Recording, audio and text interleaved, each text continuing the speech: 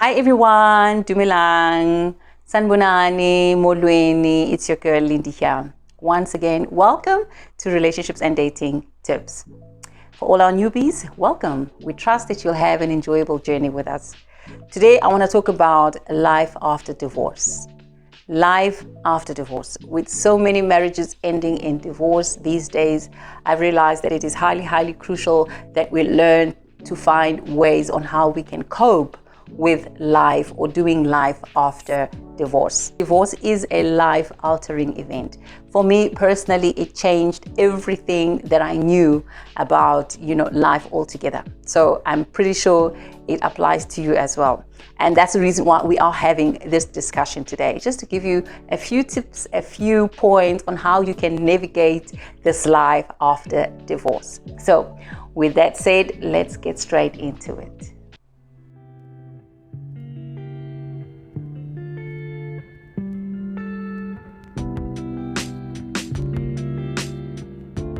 So guys, I'm pretty sure that you can all agree with me that divorce is much like marriage.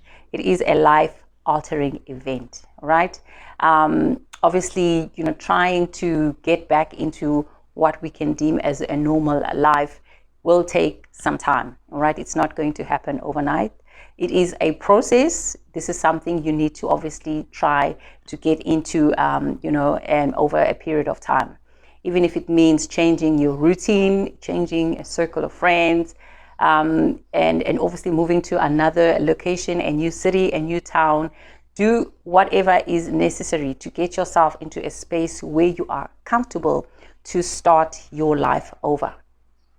With that said, let's just highlight to you 8 ways in which you can be able to start your life over after divorce. Number 1, you've got to practice acceptance. When I talk about acceptance, it means accept your role, the position that you played in the dissolution of that marriage, okay?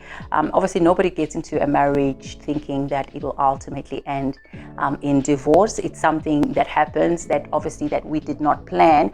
However, it's important that we acknowledge our role that we played and not look at the other person, but what did I do that might have or that could have contributed to the dissolution of that marriage. Okay, that is something that we gotta do and we gotta think about very carefully. Number 2, give yourself all the space that you need just to process your feelings. All right, I know immediately after divorce your head, your mind, your heart will be filled with a whole lot of feelings. See, a lot of negative feelings obviously will be at play. Could be regret, it could be a loss, almost like a grief, because remember, you've shared a life with someone for quite a number of years, and now you've got to let go of that person and release them. And it is quite a very difficult transition to maneuver around, but it's something that you've got to go through. If you need to mourn that marriage, then so be it. Some people may be filled with sadness. Some people may be filled with betrayal in the process, uncertainty, wondering what the future has in store, and doubt. It's all part of the process, guys. Allow yourself the space to mourn or to go through, those feelings that you are going through after your divorce. The next one, create a co-parenting plan. A co-parenting plan is highly crucial. When there are children involved, it's important that you guys devise a co-parenting plan that will obviously stipulate how often, the frequency of the visits to the children, who will be visited by when, which holidays the children will be visiting, and who's having them over for Christmas, and who will be having them over for Easter holidays, birthdays, etc. You need this co-parenting plan to be detailed, guys. It's got to be specific. The times that the children will need to be dropped off and the times that the children will need to be picked up, by both partners, vice versa. Okay, you've got to make sure that, I know it is time consuming, however, it is critical to try and avoid any further disagreement or miscommunication between your spouse. Okay, that is something that I had to learn to do, even though it was not something I would have ideally wanted to do, but I had to get out of my comfort zone, because at the end of the day, you and your spouse have to think about the well-being of the children.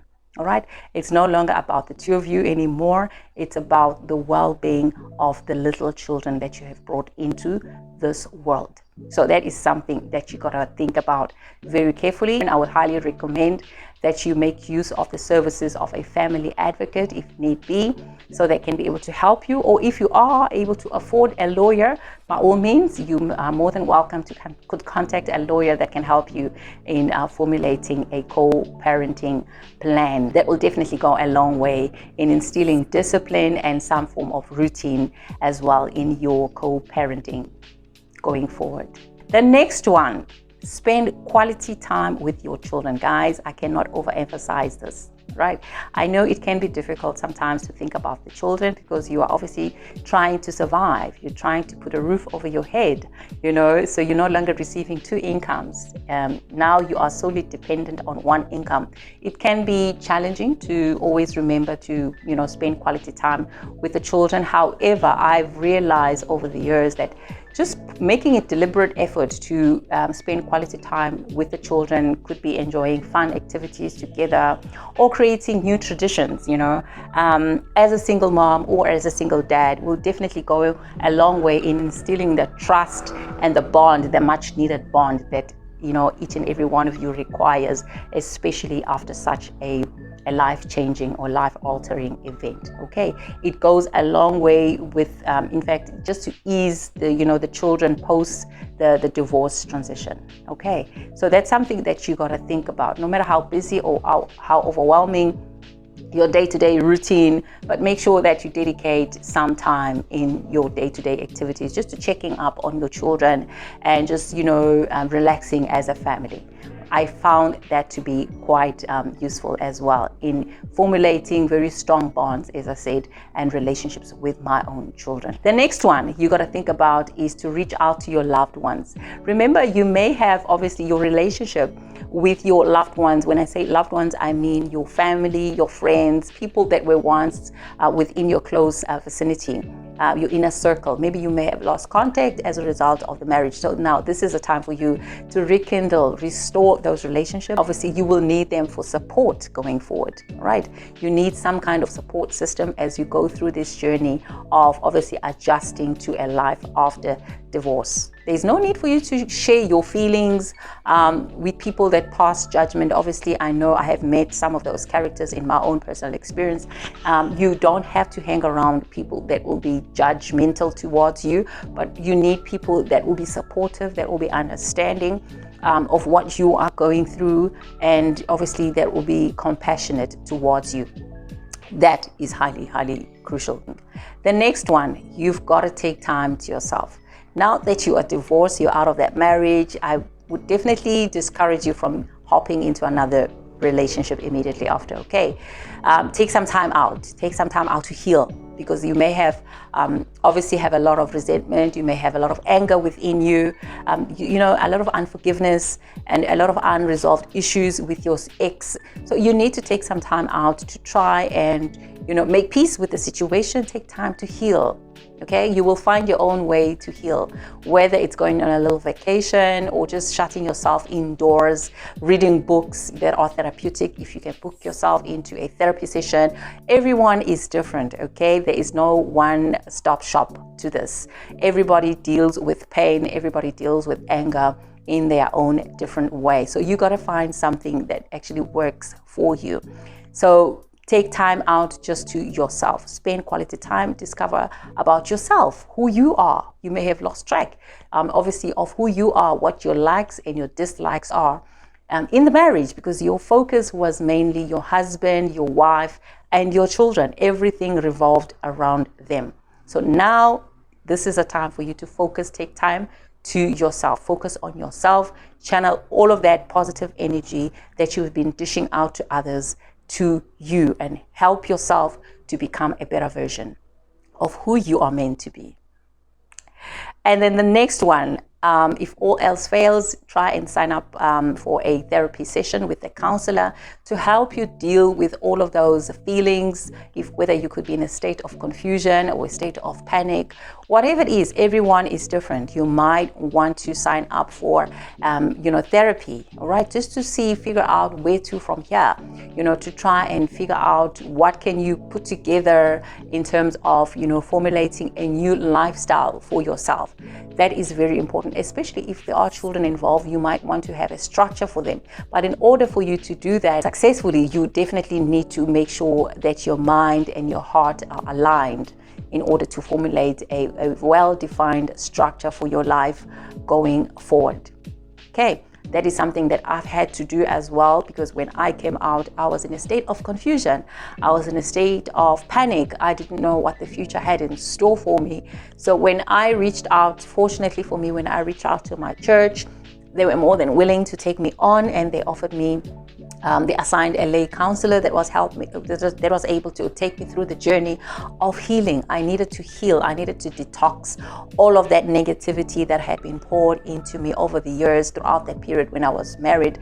I needed to obviously find a way to deal with all of that pain and the hurt and the anger. So it took a good 6 months, to be quite honest with you guys, for me to be, I wouldn't say fully healed, but I was, at least by the time I was done with that lay counseling, I could estimate it to be around maybe 70 to 80%, right? But a lot of the groundwork was already done within that 6-month period. So if you haven't done it, if you're not thinking about it, I would highly recommend that you do that, because what will happen is you will continually inflict pain on others, especially if your marriage was a painful one. If you do not deal with the past hurts, with the past pains, you might end up inflicting that pain to your loved ones, people who have absolutely nothing to do with the dissolution of that marriage. And then finally, I would definitely recommend that you find a new hobby. If you haven't yet found it yet, find something that gives you joy, okay? Whether it is playing a certain sport or meeting up with a certain group of people, a social gathering of some sort that brings you joy, a dance club, anything that will bring a smile to your face. Okay, you have survived this much hardship. I'm pretty sure that you deserve a little bit of happiness. So the only way to do that is to focus on your own inner healing by getting involved in an activity that brings you nothing but joy, guys. So that's a wrap for today. That's all that I could think about based on my own personal experiences. I certainly hope wherever you may be in the world that you find your own inner healing. Holding on to grudges, holding on to animosity, holding on to anger will not help the situation at all. In fact, it will just worsen and even lengthen your healing process. The sooner you get to grips with what had happened or what had transpired in your marriage, the dissolution of your marriage, the sooner you'll be able to start over and live your best life. I hope you found this video to be insightful. We always welcome your comments, guys. Feel free to drop your comments down below. Any suggestions that you might have to help us to grow? What other discussions would you like to hear about? Remember, we are all on this journey together. Don't forget to like, to share, and to subscribe to this channel. I love hearing from each and every one of you, and obviously subscribing to this channel will be one way to make sure that we have this open communication and that we're able to engage with one another on an ongoing basis. Thank you so much for watching, and thank you for your support always. Keep well and God bless. Till then, bye-bye.